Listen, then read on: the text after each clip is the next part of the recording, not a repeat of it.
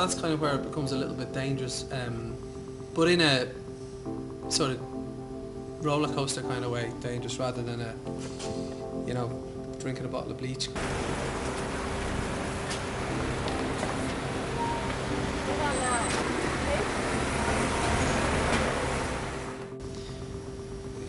If we see ourselves as a contemporary company, I mean, most of our stories, are about Ireland and Dublin now, and that's what kind of interests us. You can go to any theatre in Dublin, you can go and watch Ireland 50, 60, 70, 100 years ago, but we're kind of interested, I think, at the moment anyway, in showing Dublin of now. Changes kind of on a week by week basis, and the country is in a real sort of state of transition. And that transition is kind of fast, and it's the city is changing. Almost on a kind of weekly basis, you'll notice something else about Dublin that's very different to the way it was the week before. So we try to incorporate current events or current affairs in the writing as well. We did, particularly with On This One Night, we referenced a lot of stuff that had happened in the newspapers that week.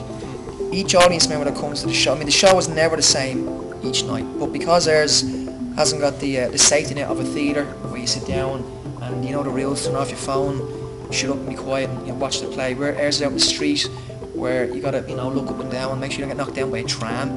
You gotta just or mugged, or whatever, or just kind of normal everyday people kind of just invading the performance. The show is never the same for the audience, and that's quite unique, I think, to our work.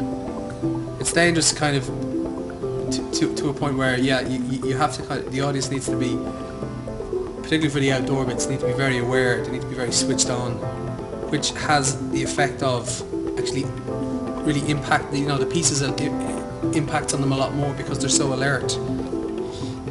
If you can get over that kind of shock to the system as to where you are and how this is being presented, the experience is still related to the sort of ancient storytelling tradition that we have, I suppose, in this country as well. Yeah. We have all over the world. They're kind of like distant cousins, but they're not completely unrelated. Well, for some reason, I don't know if it's financial or it's probably a purpose thing, but we don't actually advertise our shows, so to speak. It's all done by text, phone calls, emails, and word of mouth. We like the idea that it's a happening, it's a kind of theatrical happening that you kind of come across by accident through somebody, a friend telling you you must go see this show, or if you get an email or a text or something. So we quite like that, not kind of shove it down people's throat. I mean, there's not a lot of information given about the show. The audience don't know what to expect, so when you do turn up and you experience it, it is an actual experience. Hopefully it's a good one. There's a certain amount of people expect a good show from us, because the last two shows have been enjoyable for an audience, and I think we've raised the bar a little bit for ourselves. So it's exciting times for us. We've got to make sure we keep up the good work and keep taking risks, I suppose. The ambition would be to put together shows or pieces that can tour, internationally, that can be sort of appropriate and kind of adaptable to any city in the world, any festival. That's the plan. I think the important thing for us is to keep us interested as well in the work that we do. So we're not just restricted to theatre pieces.